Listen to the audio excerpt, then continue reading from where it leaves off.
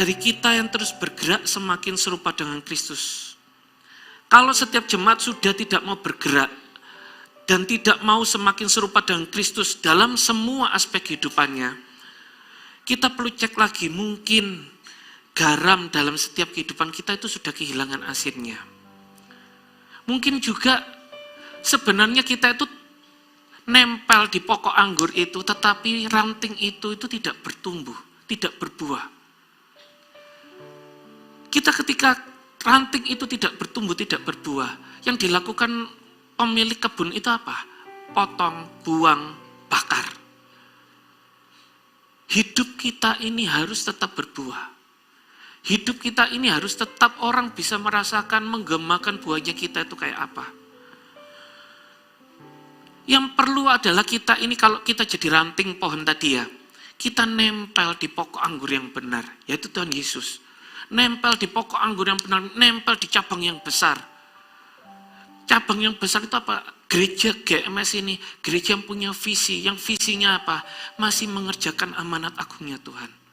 Masih mengerjakan apa? Masih bermimpi satu dunia ini. Kenapa kok repot-repot sih Ko Philip itu? Ayo bangun di Eropa, ada satu pengusaha yang dia bukan full timer, tapi dia aku mau menggembalakan Eropa. Koceknya sendiri, tidak ada. Kenapa mau?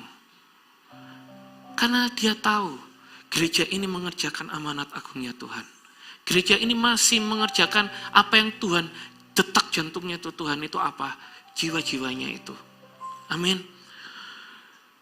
Kita nempel, kita harus dapat nutrisi. Ketika kita jadi ranting, kita harus jadi ranting yang terus dibersihkan. Supaya kita tuh semakin banyak berbuah. Semakin banyak berbuah. Perubahan itu saya katakan tadi dimulai dari saya. Kita siapkan diri kita untuk kita bisa berubah. Kita menghasilkan buah dan buahnya itu tetap. Dan setiap kali kita berbuah, berkali-kali ganda. Mungkin hanya 20, 50, 100 kali ganda. Kita berbuah semampu kita bisa berbuah. Amin. Amin Bapak Ibu. Oke, kita buka sama-sama di 2 Korintus 3 ayat 1 sampai 6.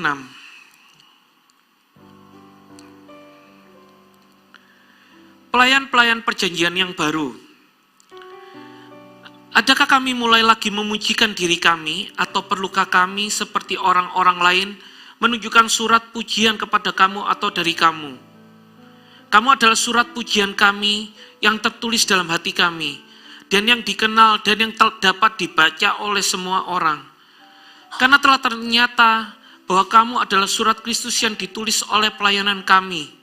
Ditulis bukan dengan tinta, tetapi dengan roh dari Allah yang hidup, bukan pada loh-loh batu, melainkan pada loh-loh daging, yaitu di dalam hati manusia. Demikianlah besarnya keyakinan kami kepada Allah oleh Kristus. Dengan diri kami sendiri, kami tidak sanggup untuk memperhitungkan sesuatu seolah-olah pekerjaan kami sendiri. Tidak, kesanggupan kami adalah pekerjaan Allah. Ialah membuat kami juga sanggup menjadi pelayan-pelayan dari suatu perjanjian baru yang tidak terdiri dari hukum yang tertulis tetapi dari roh, sebab hukum yang tertulis mematikan, tetapi roh menghidupkan. Katakan amin. Hal pertama, hal yang perlu terus diingat dalam setiap kehidupan kita, ketika kita itu mau menjadi living testimony, saksi hidup, kita harus sadar bahwa kita adalah suratan terbuka. Di sini dikatakan surat yang dikenal dan yang dapat dibaca oleh semua orang. Kita ini suratan terbuka. Ketika kita sebenarnya itu dalam setiap kehidupan kita itu sebagai orang Kristen itu kita dilihat orang. Apa yang kita ngomong, apa yang kita lakukan, apa yang kita kerjakan, semuanya dilihat orang. Bagaimana setiap kehidupan kita itu akan menjadi kepinginnya orang itu, oh ya aku mau ikut Kristus atau enggak, itu menjadi bagian kita. Suratan terbuka itu kita ini benar-benar, kita ini ada di dalam kumpulan orang-orang di masyarakat. Itu enggak bisa dipungkiri. Menjadi suratan yang terbuka, kita ini pasti butuh orang lain. Kita butuh orang lain untuk bisa melihat kita.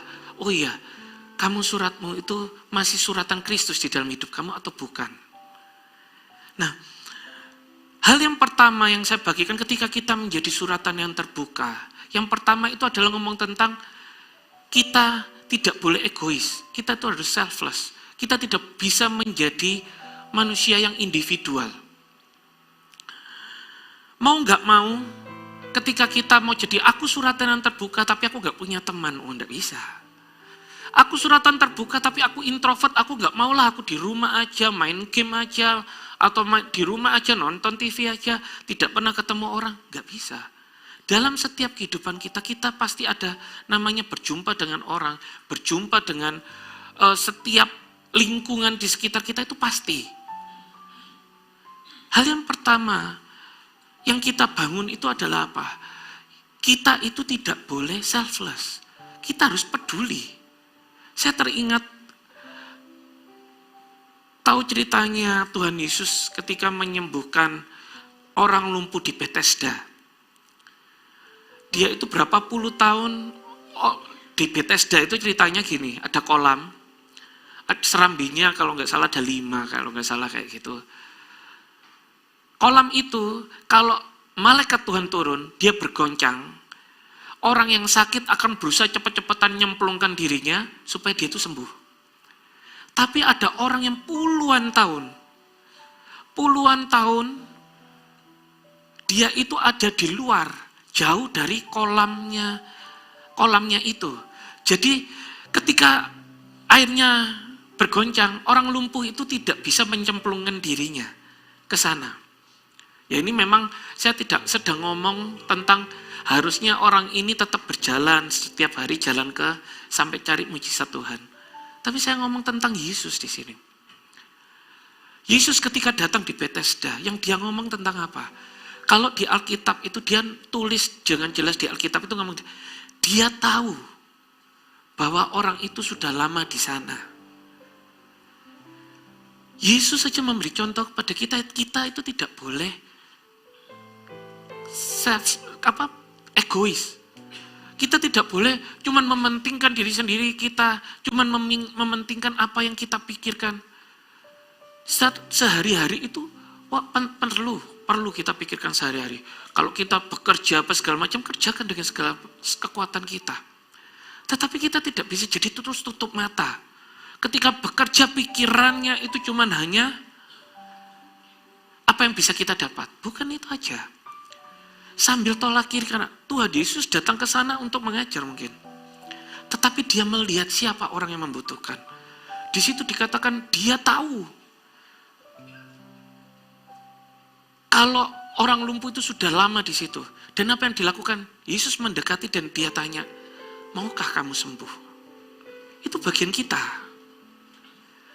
Menjadi tidak egois itu ketika kita itu, tahu kebutuhan orang lain.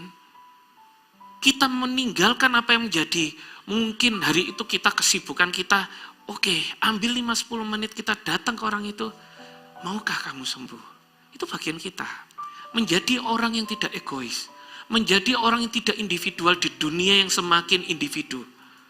Kalau dulu saya ketika kecil, saya mungkin pulang sekolah saya cuma ngomong, Mam, habis ini saya mau jalan ke sini. Orang tua itu akan bisa, ya nggak apa-apa kamu jalan aja. Tetapi hari-hari ini, di kondisi dunia yang semakin jahat, misalkan anak saya punya anak yang udah SMP. Ketika dia ngomong, Pak, mau jalan sama teman-teman di Big Mall. Anak saya ini kelas 6 SD aja sudah jalan-jalan sama temannya di Big Mall. Dia ngomong, Papa, Mama nggak usah nemeni, kayak gitu. Tapi yang kita lakukan apa? Kita nggak bisa.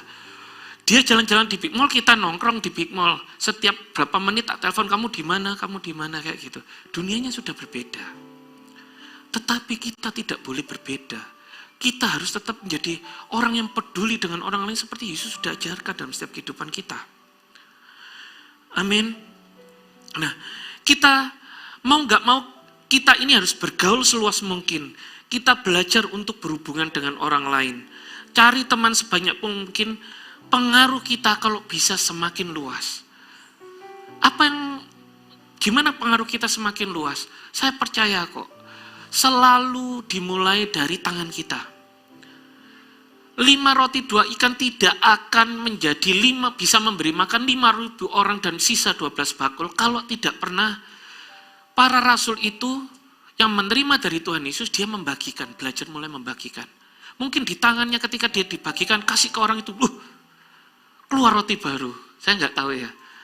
Tapi yang jelas dari roti itu, dari tangannya para rasul, apa yang ada di tangannya, mulai dari 5 roti 2 ikan, dari iman seorang anak kecil itu, bisa memberi makan 5.000 orang.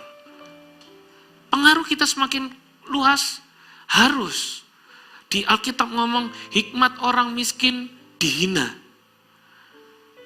Kita bukan ngomong tentang miskin kaya, tapi percayalah kalau kita itu orang yang dipandang. Ketika kita ngomong sesuatu, kita itu akan dilihat orang. Itu aturan dunia. Tetapi yang kita bangun apa? Tetap kerjakan apa yang ada di tangan kita. Pakai itu semakin besar, pakai itu semakin besar. Amin. Faktanya dalam setiap kehidupan kita, kalau kita mau melihat ya, saya kalau dulu zamannya zamannya kecil, saya pikirannya cuma main aja.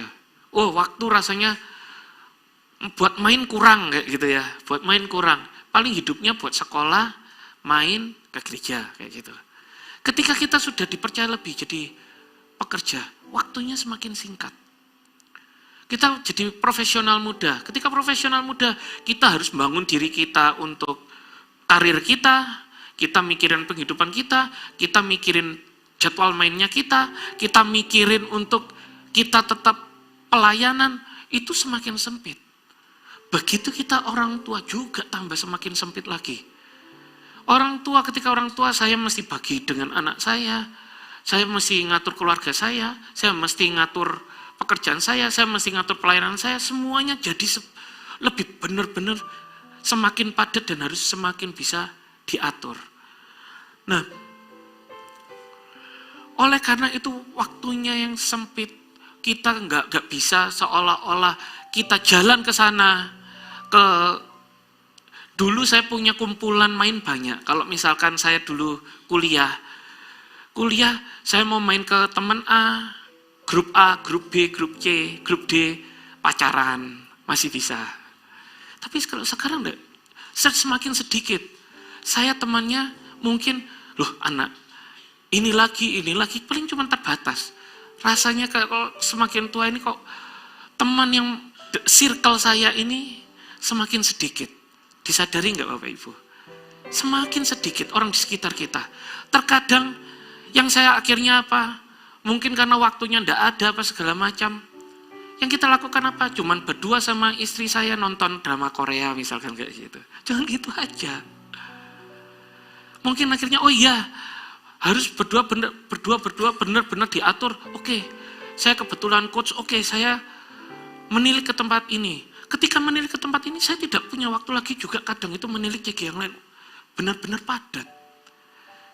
Hidup kita ini semakin waktunya semakin kita itu semakin singkat. Nah, oleh karena itu, pertama kali saya itu tawarkan untuk lingkaran lingkungan yang dalam kehidupan kita yang pertama kali yang perlu kita pikirkan itu adalah selain keluarga, circle pertama adalah ngomong tentang apa? CG. Circle CG ini sangat penting dalam kehidupan kita. Menjadikan kita tuh tidak selfless, menjadikan kita itu selfless. Kita tidak menjadikan kita egois, tidak menjadikan kita individual. Ya. Kenapa CG? Yang pasti lingkungannya itu bertumbuh ke arah Kristus. Biar lingkaran kita yang pertama adalah CG, supaya apa yang terpancar adalah Kristus. Lingkungan yang enggak sempurna, tetapi lingkungan yang belajar menjadi seperti Kristus. Bagaimana Tuhan perhatian? Contohnya, ini CG ini Alkitab banget. Kalau kita tahu, mungkin waktu itu Tuhan Yesus duduk ngeliatin Petrus lagi termenung mungkin ya. Terus dia kepikiran, waduh, dia ini nggak bisa bayar pajak negara ini, mungkin gitu dia mikirnya. Terus Tuhan Yesus ngomong apa sama Petrus? Petrus, sudah kamu berangkat sana, kamu mancing aja, nanti ambil dua koin kayak gitu. Ketika dia mancing dapat 2 koin, sudah bayarkan buat aku, bayarkan buat kamu lah, katanya Tuhan Yesus itu gitu. Lah, sama, CG itu juga seperti itu. CG itu sebenarnya orang yang memperhatikan, oh iya ini orang ini membutuhkan. Ketika dia membutuhkan, oh iya orang ini kelihatannya dalam CG, kalau dalam ibadah raya gini, kita tidak bisa memperhatikan satu-satu. Mungkin saya nggak kenal dengan saudara yang di depan ini, saya nggak kenal. Jemaatnya kita ini sudah 1000 lebih. Saya kadang itu ketika ibadah cuman datang 1 kali ibadah dalam 4 kali ibadah. Minggu depan datang loh, ada orang baru kah? Kayak gitu loh. Kita nggak bisa tahu. Tetapi di CG, tempat yang kelompoknya lebih kecil, gereja kita ini basicnya adalah sel. Gereja sel yang apostolik dan profetik. Nah, ngomong tentang sel, kita bisa memperhatikan orang lain. Di sini banyak kok. Orang yang ketika, oh iya, ini orang ini butuh ya. Ketika butuh terus habis itu kita datangi, oh ya kita mungkin bisa kasih usaha, kita jadikan karyawan atau apa. Itu ada namanya koneksi ilahi di sini. Kenapa CG? Kita belajar lagi tentang Petrus lagi misalkan. Tuhan Yesus menyembuhkan ibu mertua Petrus. Kita juga bisa. Banyak, kalau kita mau lihat aja di keliling kita, banyak kok orang yang sakit. Banyak orang yang sakit. Kita bukan banyak orang yang ngomong sekarang fenomena. Saya punya banyak teman, banyak orang yang membutuhkan, sudah menantikan lama keturunan tidak kunjung-kunjung dapat keturunan. Kita cuma tinggal lihat sama seperti Yesus. Oh iya, orang itu sudah lama di situ. Kita datangi, kamu mau sembuh. Itu bagian kita. Ketika kita mendoakan, percayalah semuanya dikerjakan seturut kehendak Tuhan. Pasti.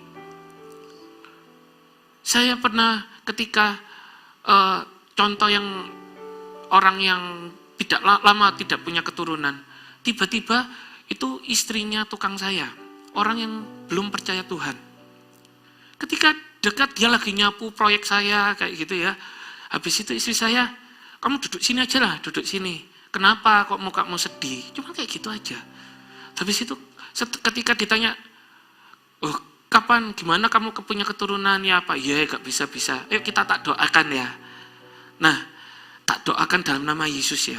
Kita doakan dan berapa bulan kemudian dia mengandung dan punya keturunan.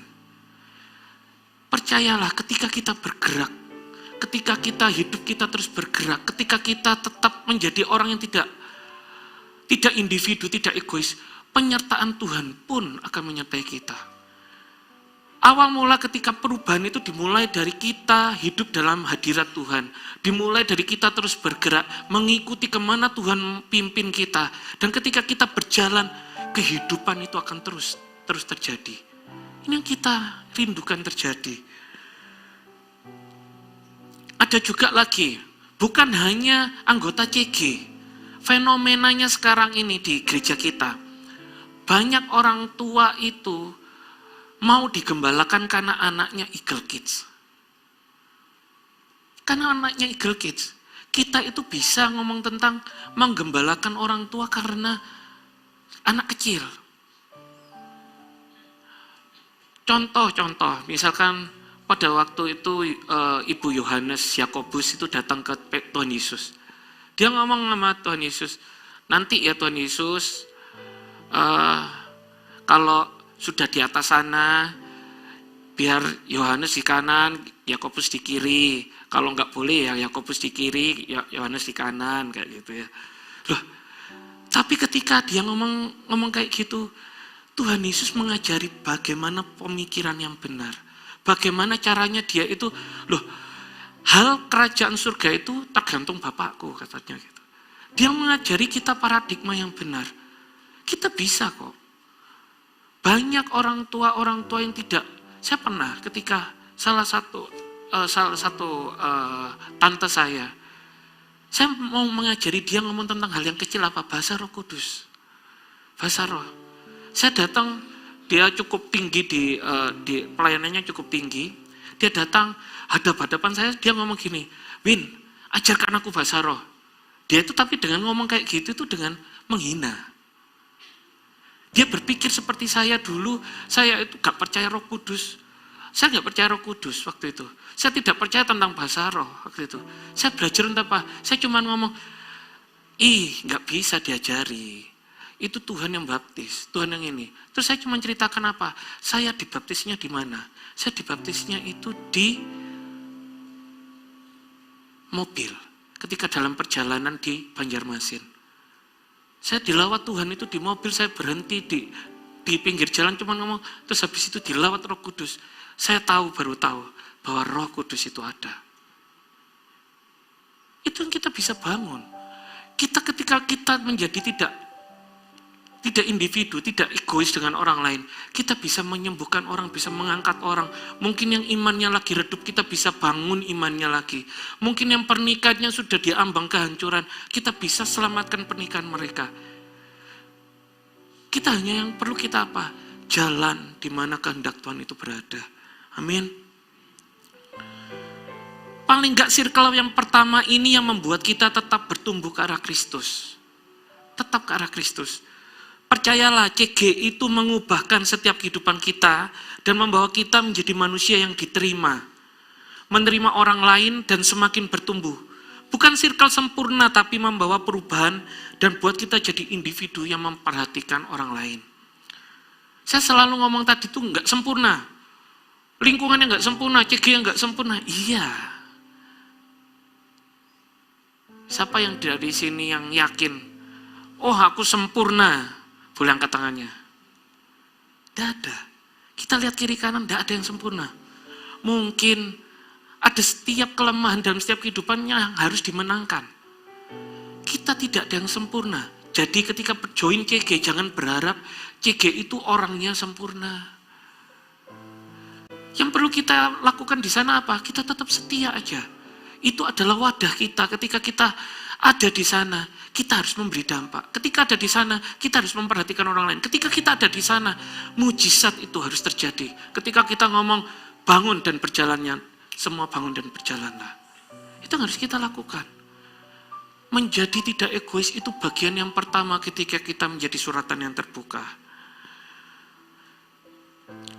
Di ayat yang kedua dikatakan, kamu adalah surat pujian kami yang tertulis dalam hati kami dan yang dikenal dan yang dapat dibaca oleh semua orang. Di sini dia ngomong dengan jemaat Korintus, kamu adalah surat pujian kami yang tertulis dalam hati kami. Jemaat Korintus ini hal yang kedua ketika kita mau menjadi suratan yang terbuka adalah kita itu harus digembalakan. Katakan digembalakan. Kita nggak bisa. Oh aku bisa kok, penting aku ke gereja, aku hidup sendiri. Percayalah, kita itu tetap perlu orang yang kita itu berjalan sesama visi dan kita berjalan semakin kuat. Kita perlu orang lain. Saya tidak akan bisa seperti ini kalau misalkan saya itu tidak pernah digembalakan di tahun 2004-2005 itu. Saya orangnya cukup ngawur kalau ngomong, yang penting aku tidak, kalau prinsip saya dulu, yang penting aku tidak ganggu kamu, kalau kamu ganggu ya sudah, kita urusan, tapi kalau kamu gak ganggu aku, ya sudahlah, cuek aja aku. Jadi kalau aku mau temenan dengan siapapun tidak ada berpikir, saya punya prinsip cukup adalah. Jadi ketika teman-teman di lingkungan saya itu mungkin merokok, saya tetap tidak merokok, bisa. Itu hanya keinginan diri sendiri kok. Itu hanya keputusan kita sendiri. Tetapi untuk menjadi orang pribadi yang diselamatkan, untuk menjadi orang yang diubahkan, untuk menjadi orang yang manusia lamanya diubahkan menjadi manusia baru. Saya perlu digembalakan. Saya perlu CG. Saya perlu CG. Saya ingat sekali CG itu ketika saya datang di CG. Yang CGL-nya itu mungkin sekitar 5 tahun, 6 tahun lebih muda dari saya. Saya saya kuliah, dia masih mungkin baru masuk kuliah kelihatannya. Pokoknya jauh lah umurnya. Saya tuh kadang, loh orang ini kok ngebalakan CG, nyanyi pletot, nanti sebentar kunci A, sebentar kunci C gitu, tidak jelas gitu. Tapi saya melihat orang ini yang termasuk orang yang mengubahkan saya. Orang ini orang yang speak up ketika saya melakukan hal yang salah. Saya dulu tuh orang yang suka cari gara-gara. Kalau misalkan saya tidak suka sama hati nggak enak itu yang dilampiaskan apa? Saya cari keributan. Saya nggak peduli orang jalan rame gitu ya. Saya jalan gini tabrak orang, apa kamu lihat? Bisa. Itu saya dulu. Ada orang yang speak up dan bilang, kok nggak bisa kayak gitu. Dan itu seorang anak muda yang jauh lebih muda dari saya. Percayalah, ketika kita digembalakan, kita jangan melihat CGL-nya kita seperti apa. CGL kita mungkin itu lemah. CGL kita mungkin kalau misalkan CGL-ku itu kalau aku yang khotbah, aku jauh lebih bagus dari CGL-ku. Bisa jadi. Mungkin CGL kita ini ada banyak kelemahan yang bisa kita lihat. Iya, tapi percayalah ketika dia ditaruh di atas kita, diletakkan di atas kita, dia itu punya otoritas yang Tuhan sendiri kasih. Ketika dia ditaruh di atas kita, otoritas kita, percaya aja, belajar dari dia. Dan ketika kita belajar dari dia, percayalah, ada hal dalam kehidupan kita yang akan diubahkan. Walaupun itu lemah, ada kelemahan. Batasnya adalah apa? Firman Tuhan. Kalau dari dia sudah melanggar firman Tuhan, ayo kita bunuh diri sama-sama, gitu misalkan gitu. Ya jangan diikuti, keluar aja dari CG itu. Laporkan ke koaan aja, kayak gitu ya. Tapi kalau misalkan dia itu masih mungkin masalah teknis, ngomongnya belepotan, gagap atau apa, ikuti aja. Mungkin orangnya itu bukan orang yang sistematis, dia itu sukanya dadaan, oh iya, ayo kita sekarang ini, oh iya sekarang kita berubah terus ini orang ini. Percayalah, ikuti aja. Tuhan tidak kebetulan taruh CGL itu di atas kita. Ketika ada 5 orang ini yang lebih muda dari saya, apa segala macam, dia speak up dari saya itu banyak hal. Speak up masalah kepahitan dengan orang tua saya. Saya kepahit dengan orang tua saya, benci dengan orang tua saya. Saya benar-benar kalau telepon itu bisa marah-marah sama orang tua saya. Mulai dikendalikan, ditambahkan buah-buah roh pengendalian diri dari speak up-nya CGL saya. CGL saya itu seorang wanita. CGL seorang wanita. Dia benar-benar dia belajar untuk menggembalakan saya dengan mungkin dengan darah-darah lah kasarannya. Kalau sudah saya kepingin, misalkan waktu itu satu titik saya kepingin A dan itu salah gitu ya. Saya nggak peduli, saya cuma kasih alasan gini. Alasanku A, B, C, D, aku tetap mau melakukan yang ini. Tapi dia tetap speak up, tetap ngomong, nggak bisa kok, nggak boleh kok. Dia berani untuk ngomong. Kita belajar untuk belajar untuk punya hati yang digembalakan. Di sini dikatakan ditulis dalam hati kami. Hal yang pertama ketika kita digembalakan, hati kita yang diubahkan. Di Amsal 4 ayat 23 dikatakan, jagalah hatimu dengan segala kewaspadaan, karena dari situlah terpancar kehidupan. Saya percaya dengan ini. Jaga hati kita dengan segala kewaspadaan, karena dari sana terpancar aliran kehidupan, kalau bahasa Inggrisnya ngomong gitu. Apa yang ada di dalam hati kita, itu terpancar dalam setiap kehidupan kita. Amin. Kalau kita lagi bete sama orang, kalau kita sehebat-hebatnya kita artis gitu ya, pintar acting, percayalah, itu tetap terbersit di muka kita itu pasti. Apa yang kita lakukan itu pasti. Makanya kita itu yang pertama kali itu benar-benar yang dijaga itu adalah hati kita. Dalam segala kehidupan kita, hati itu bisa luka. Apalagi kita itu punya latar belakang yang berbeda-beda. Keluarga kita berasal dari keluarga apa, kita berasal dari lingkungan gimana, itu menentukan kita seperti apa. Contoh, keluarga saya ini ada, kalau ditarik itu ada dari, orangnya itu kasar-kasar. Dari itu, orangnya itu, kalau orang Jawa ngomong itu berangasan. Tahu aturan tapi kalau disenggol dikit, langsung bisa emosinya cepat meledak gitu loh ya. Sedangkan istri saya dari keluarga dosen. Teratur, ngomongnya halus. Loh, ketika kita dengan individu yang berbeda ditemukan, penyesuaiannya juga cukup banyak. Yang pertama kita harus ubah itu apa? Hati kita, penerimaan. Percayalah, setiap kita mungkin, istri saya itu mungkin berkali-kali luka di hatinya. Karena saya itu kasar, cukup kasar orangnya. Saya baru melihat itu kayak misalkan orang tua papa saya misalkan bisa marah dengan mama saya itu di depan umum misalkan kayak gitu. Itu enggak boleh. Tetapi saya tahu itu enggak boleh. Tapi saya juga melakukannya terkadang. Saya terkadang melakukannya. Karena apa? Itu sudah seolah-olah ada hal yang harus kita putuskan di situ. Kita beresi dulu. Nah, dari penggembalaan itu, ketika kita digembalakan, penggembalaan yang kecil 10 orang, kita kan 10 orang, kalau sudah 20 kita belah cegi lagi. Tujuannya apa? Kita bisa intens perhatian dengan orang per orang itu. Mana yang dibutuhkan itu bisa kita perhatikan, perubahannya seperti apa. Bayangkan kalau 100 orang aja lah di sini misalkan. Untuk melihat perubahan orang di dalam kerumunan 100 orang, susah. Itu perlu benar-benar effort yang banyak. Perlu dengan pikiran yang banyak di sana. Tapi kalau 10 orang yang lebih sedikit, kita melihat, oh iya ya, orang ini sudah berubah ya.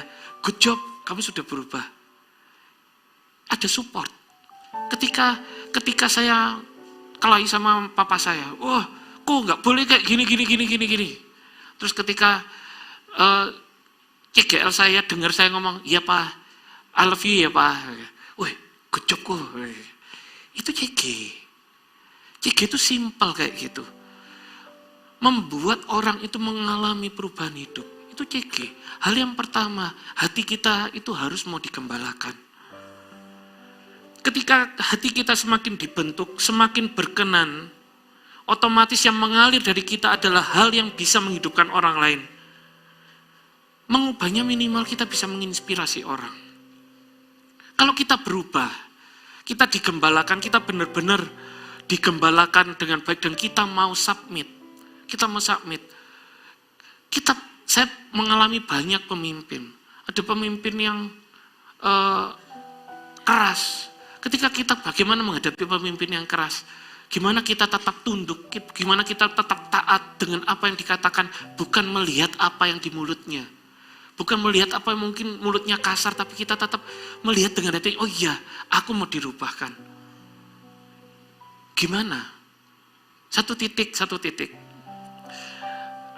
Ini hal kecil, hal simpel ya. Saya tuh belajar gitar waktu itu di CG. CGL saya kan yang cewek yang saya ngomong tadi tuh nyanyinya itu bisa berubah kunci di tengah lagu kayak gitu ya.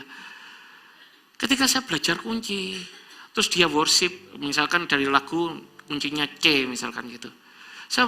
Habis itu worship, free worshipnya tiba-tiba ganti kunci. Saya bingung nyari kunci. Saya nyari kunci teng tong. Habis itu dia ngomong, kok nggak usah main kok, kayak gitu. Ketika itu apa ya? Hati saya nggak enak. Aku sudah mau tak banting-banting gitar itu rasanya. Tapi gimana kita menyikapinya? Kita nggak melihat apa yang di mulutnya, tapi kita melihat, oh iya, apa yang harus aku bangun? Dari hari itu saya belajar, kalau dia berubah kunci, saya jadi jago.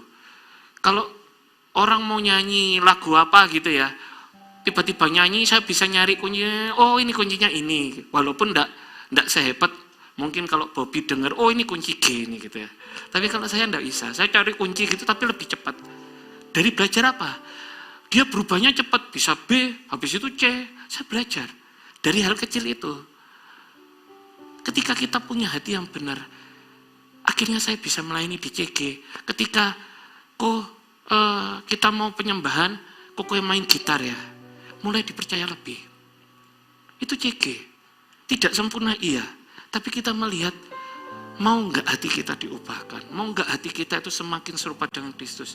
Pilihannya itu bukan di CGL kita. Kita tidak bisa merubah orang lain, tetapi kita bisa mengubah hati kita. Kemauan kita itu yang bisa mengubahkan. Amin. Di ayat yang ketiga ditulis, karena telah ternyata bahwa kamu adalah surat Kristus yang ditulis oleh pelayanan kami. Ditulis bukan dengan tinta, tetapi dengan roh dari Allah yang hidup. Bukan pada loh-loh batu, melainkan pada loh-loh daging, yaitu di dalam hati manusia. Di sini dikatakan ditulis oleh pelayanan kami.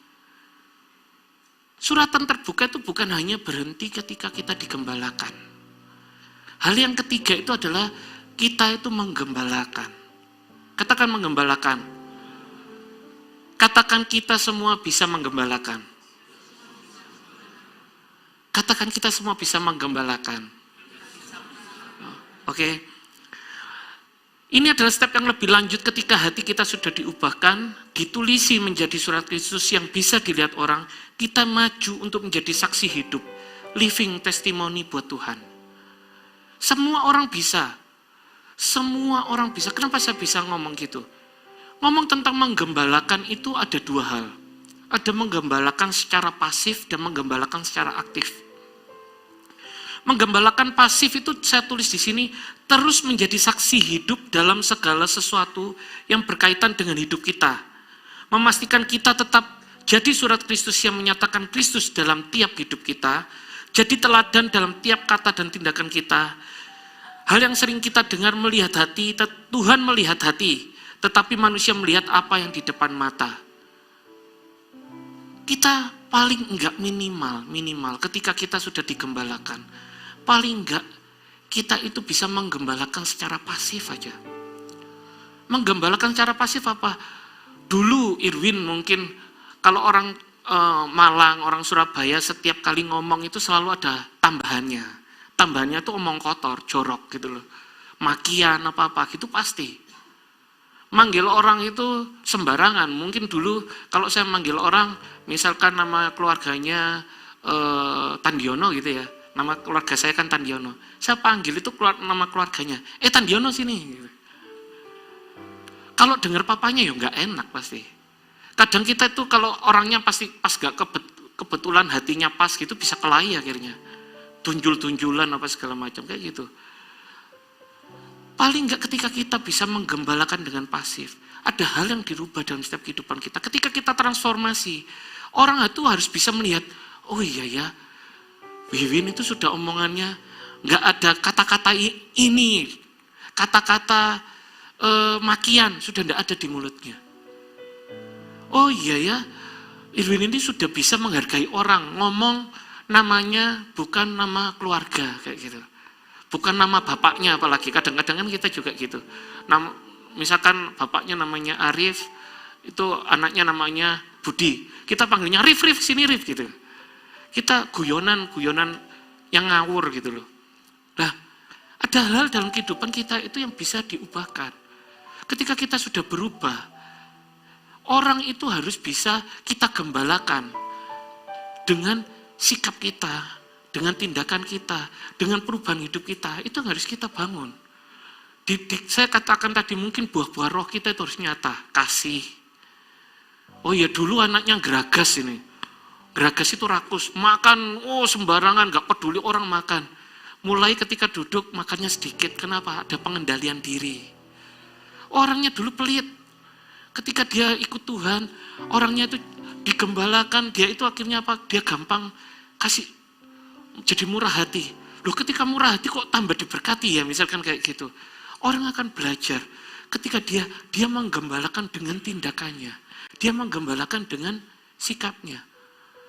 Kalau dulu ngomong tentang ngomongnya itu enggak karuan, selalu ngomongnya tentang yang buruk-buruk, pesimis selalu keluar di mulutnya. Sekarang keluar kata itu pengharapan, keluar kata itu iman dari mulutnya, yang membangun setiap kehidupan mereka.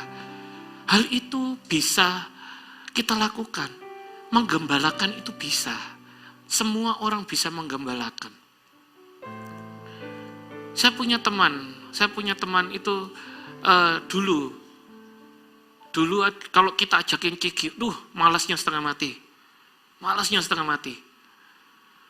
Hidupnya senangnya kebut-kebutan.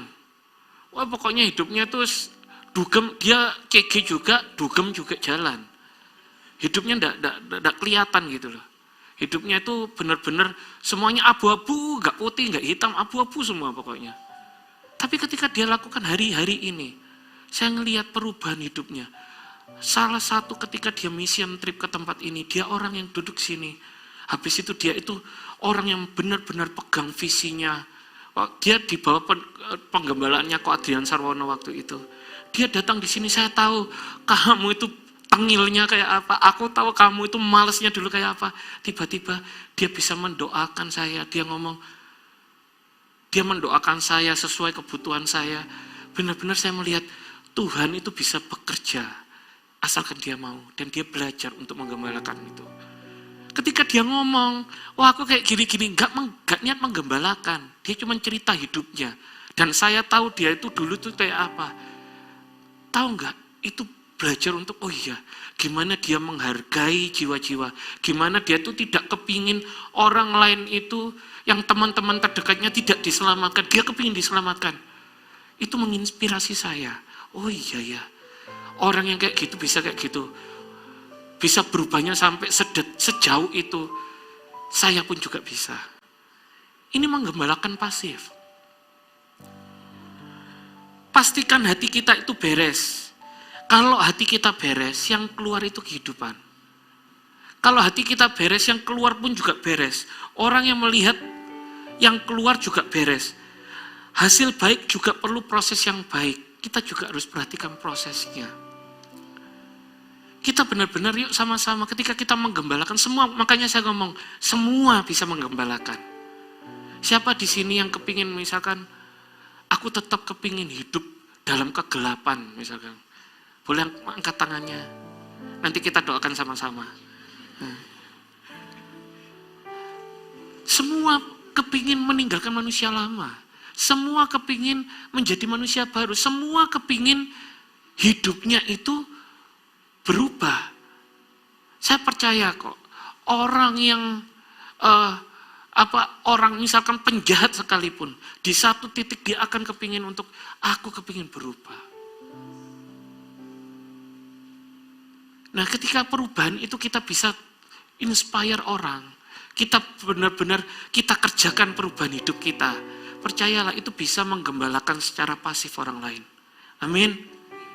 Katakan menggembalakan itu mudah.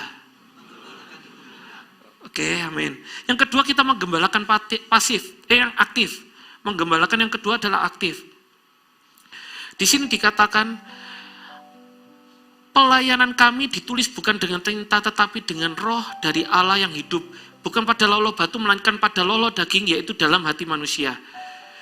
Ketika kita aktif, kita ikut menulis di hati orang lain secara berulang-ulang untuk jadi surat Kristus yang lain. Kita sudah jadi surat Kristus ini. Kita sudah ada orang lain. Saya adalah hasil orang lain yang menulis di hati saya berulang-ulang dan menjadi kebiasaan saya. Menjadi menggembalakan aktif itu teman-teman, kita ikut aktif menuliskan di hati orang lain. Sampai orang lain itu berulang-ulang, sampai hati mereka diubahkan.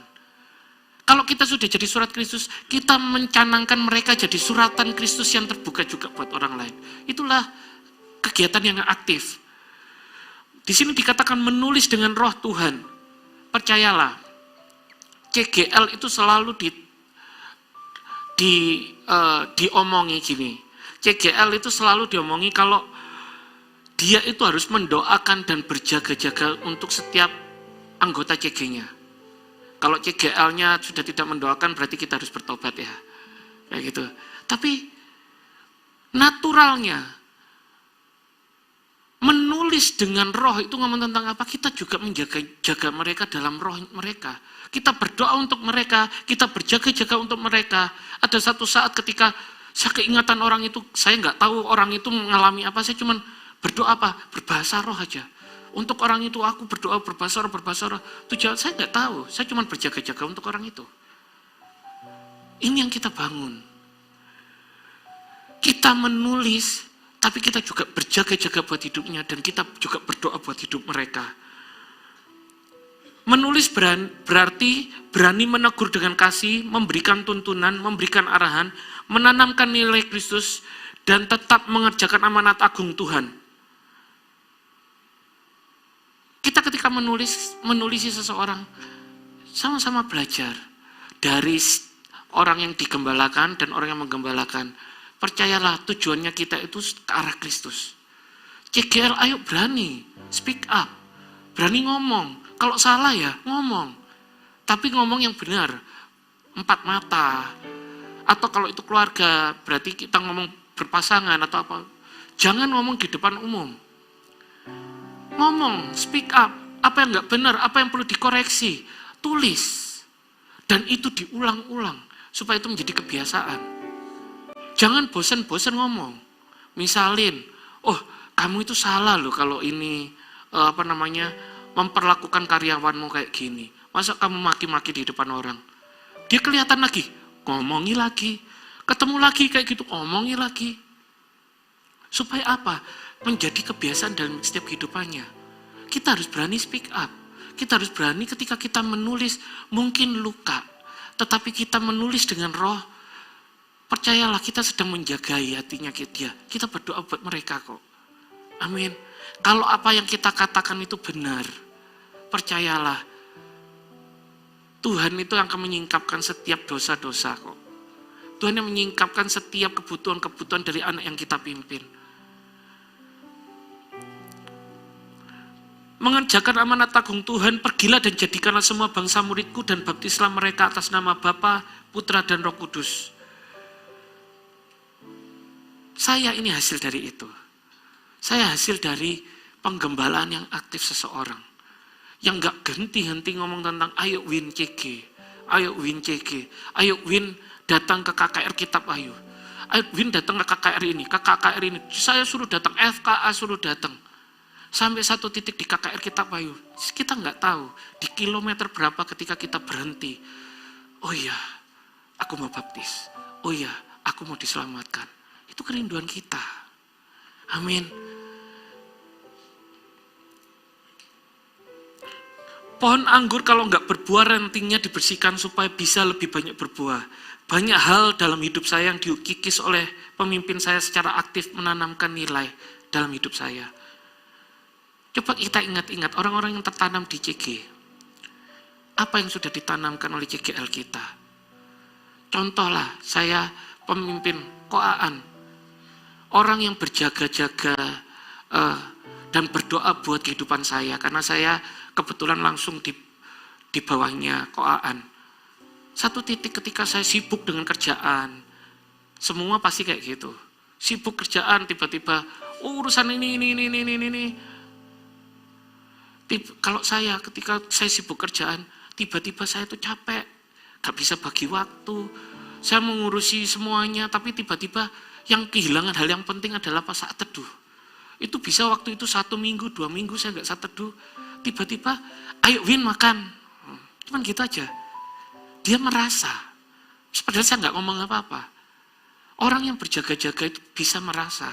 Ketika dia berjaga-jaga, ketika diajak makan, dia cuma ngomong, ngobrol, Win, kok rasa kamu kayak gini ya?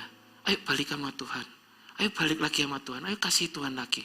Ketika kayak gitu, tiba-tiba saya nggak pernah ngomong apa-apa. Ketika saya digembalakan posisi kayak gitu, dia menggembalakan aktif saya ketika, Tuhan masih peduli dengan saya.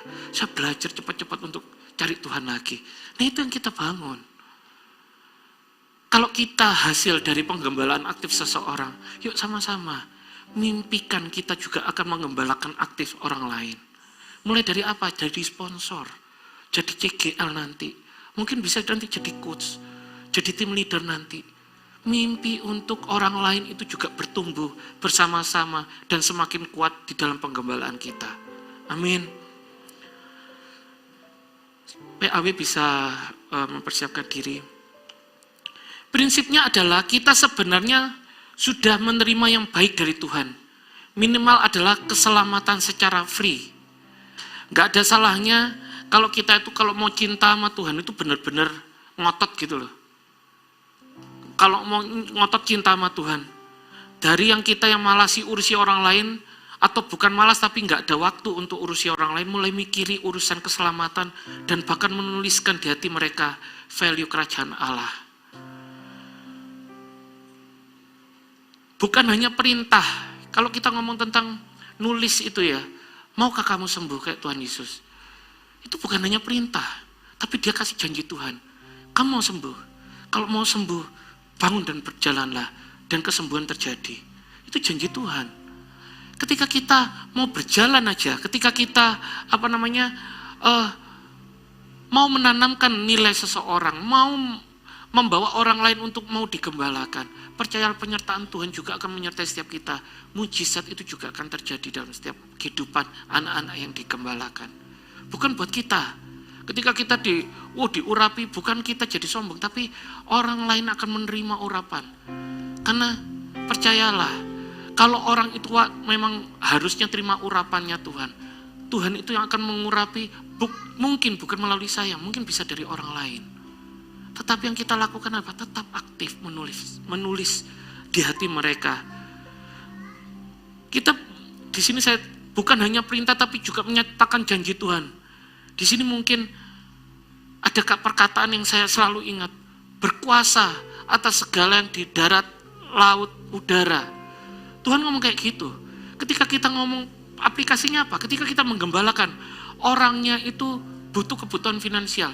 Percayalah, ketika kamu mau sembuh, kamu mau percaya Tuhan. Tuhanku yang mengiringi aku percaya buat kamu.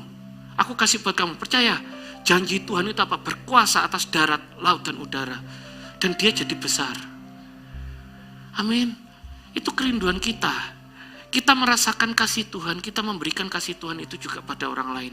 Ketika kita berubah, orang lain itu juga kita kepingin juga. Kalau kita diselamatkan, orang lain pun juga diselamatkan.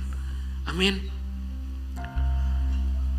Harusnya juga kita tahu ketika kita mengasihi Tuhan dengan lebih untuk orang lain, Tuhan akan menyatakan diri sendiri kuasanya yang kita perlukan. Yang kita perlu itu apa? Cuman mau dan taat. Kalau kita nggak mau, percuma. Tapi kalau kita mau, kita taat gak untuk jalan selanjutnya lagi? Kita sudah terima yang baik. Kita hanya perlu mengestafetkan bukan berkat, tapi value surat Kristus supaya orang lain itu yang dapat menerima juga hal yang baik dari Tuhan. Kita ini sedang, kalau ngomong tentang kebaikan Tuhan ya, kita dapat, kebaikan Tuhan. Kita sebenarnya sedang mengasihkan tongkat estafet itu ke anggota CG di bawah kita. Kamu mau enggak? Kamu mau enggak? Kamu mau sembuh enggak? Ketika kita mengestafetkan itu bukan ngomong tentang kita estafetkan serta merta berkatnya, tapi ngomong tentang kamu jadi suratan Kristus yang terbuka. Kamu juga jadi suratan Kristus yang terbuka.